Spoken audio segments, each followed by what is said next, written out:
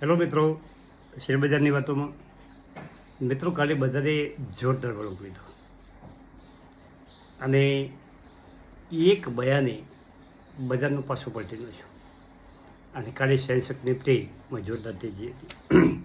હવે આપણે આની ડિટેલ માહિતી આપવી છે, એક શેરની વાત કરવી છે અને બીજી થોડીક વાતો કરવી છે, ઇન્ટરેસ્ટિંગ વાતો.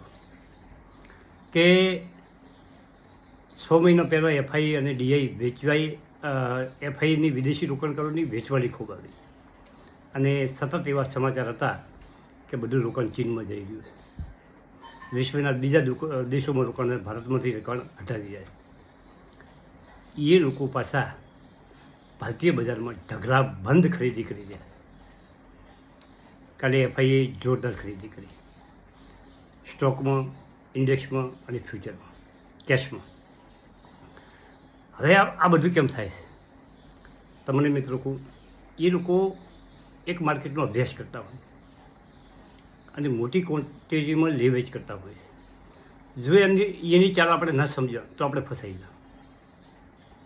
એ લોકો ગમે તે કરે, આપણે ધીરજ ખોવાની નથી. આપણે ફક્ત સારી કંપનીઓ લઈ પકડીને બેસી રહેવાનું છે. એ વેચી કે લે કે ભલે એને ફાવે એ કરે. આપણે આપણો ટાર્ગેટ 5 વર્ષ 7 વર્ષનો રાખવાનો છે, તો જ આપણે ફાવશું. બાકી તેજી કરીને આપી રહે એ તેજીમાં લેવા જાઉં, એ મંદી કરીને આપણે વેચવા જાઉં તો આપણે બજારમાં નહીં ફાવા. મિત્રો, જ્યારે બજાર ઘટતું હતું ત્યારે મેં દમદાર વિડીયો બનાવી મૂક્યા છે અને તમને બધાને કીધું છે કે ભાઈ ધીરજ રાખજો, ધીરજ રાખજો, ધીરજ રાખજો. અરે મિત્રો, અમુક માણસો તો એવી કોમેન્ટો કરતા કે કાકા હવે વિડીયો બંધ કરો, વિડીયો બનાવવાનું બંધ કરો, અમને લોકોને તમે ફસાવો છો, આવી કોમેન્ટો કરતા હતા. પરંતુ સાચી વાત એ છે, મારા અનુભવથી નિશ્ચિત કરેલું છે કે આવો કપરો સમયદાર બજારમાં આવે છે ને તારે લેવા માટેનો સમય છે. તારે આપણે તક શોધવી જોઈએ, સારી કંપનીમાં તક શોધવી જોઈએ. હવે આપણે બજારની વાત કરીએ કે આજે ગિફ્ટ નિફ્ટી 25,173, 100 પોઈન્ટનો વધારો. કાલે બજાર 24,500 ચાલતો તો સટાક દિન 25,000 પર નીકળી ગયો. સેન્સેક્સ 82,530, 1200 પોઈન્ટ એટલે કે 1.5% વધારો. નિફ્ટી 25,062 બંધ રહ્યો, 395 એટલે કે 400 પોઈન્ટનો વધારો, 1.60%, 6%. બેંક નિફ્ટી 1% વધારો, મિડ કેપ 0.70નો વધારો. આ બધું રહેવાનું. અત્યારે નંબર 1 કોઈ સેક્ટર હોય આજની તારીખમાં તો ડિફેન્સ છે અને એના કેટલાક કારણો છે. ડિફેન્સ સેક્ટરના શેરો ખૂબ વધ્યા છે અને વેલ્યુએશનમાં થોડીક મોંઘા થયા છે, પરંતુ ઇન્ડિયન ડિફેન્સ કંપનીઓ કાઠો કાઢવાની છે. એનું એક કારણ છે કે ઇઝરાયલના ડિફેન્સ હથિયારો બધા દેશોને ખરીદવા છે, રશિયાના ડિફેન્સના સાધનો બધાને ખરીદવા છે. એનું કારણ શું છે કે એ લડાઈમાં પ્રૂફ થયેલા છે, એમણે એમની ખરાઈની સાબિતી આપી છે લડાઈ કરી. અને ભારતે પણ આ વખતે જે પાકિસ્તાન અમને સમગ્ર થયા એમાં એના હથિયારની સાબિતી આપી દીધી છે. અને વિશ્વના બીજા પણ દેશો હવે ભારતીય ડિફેન્સને વધારે ઓર્ડર મળી શકે એવો માર્ગ મોકળો થયો છે અને એણે પ્રૂફ કરી દીધું છે. હવે બજાર કાલે કેમ એટલું વધ્યું એના ઉપર એક દ્રષ્ટિકરણ, પણ એના પહેલાં એક મારે થોડાક શેરની એક વાત કરવી છે. એ શેરના વોકડા પણ આવી ગયા છે. નાની કંપની છે, મિડ કેપ, સ્મોલ કેપ જેવી. માર્કેટ કેપ 3,233 કરોડનું છે. પરંતુ થોડીક આપણે કાલની બજારની વાત કરી લઈએ.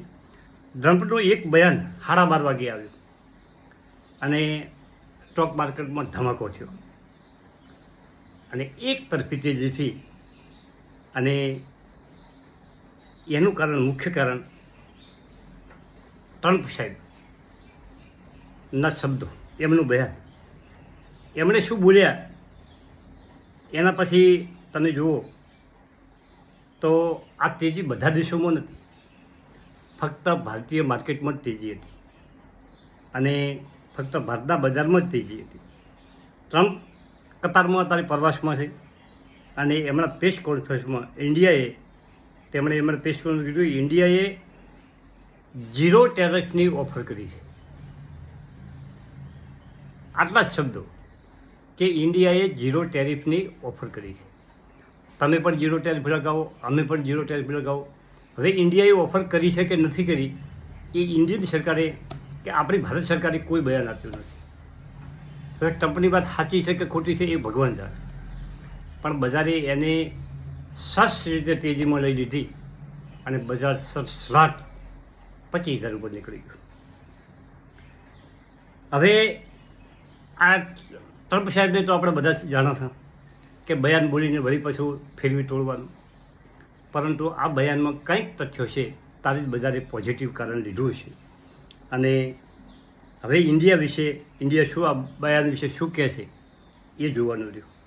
અને એનું એક કારણ છે કે ચીનને જો અમેરિકાને રોકવું છે તો ભારતીય બજાર અને ભારતને સપોર્ટ કરવો પડશે.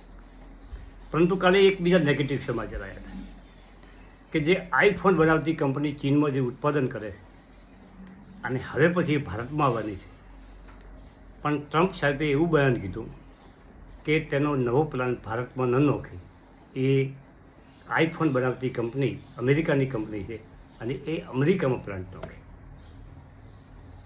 હવે આ બયાન અને જે 0 ટેરિફવાળો બયાન, આ બધી ટ્રમ્પ સાહેબ સતત બયાનબાજી કરતા હોય છે. હવે જુઓ મિત્રો, વિશ્વમાં દુનિયામાં સૌથી વધારેમાં વધારે જે અમીર લોકો છે એનું તમે જો લિસ્ટ જુઓ તો એ લિસ્ટ ક્યાં છે કે 75% જે અમીર લોકો છે એમાં બિઝનેસમેનો છે, મોટા ઉદ્યોગપતિઓ છે અને મોટી કંપનીઓ ચલાવતા છે. ધારો કે ગૂગલ છે, ફેસબુક છે, રિલાયન્સ છે. આવી કંપનીઓ જે મોટી મોટી વિશ્વની દુનિયાની જે કંપનીઓ છે એ ચલાવતા 75% આ લિસ્ટમાં આવે છે બિઝનેસમેનો. 15% લોકો ઇન્વેસ્ટ કરવાવાળા લોકો આવે. ઇન્વેસ્ટમેન્ટની તાકાત કેટલી છે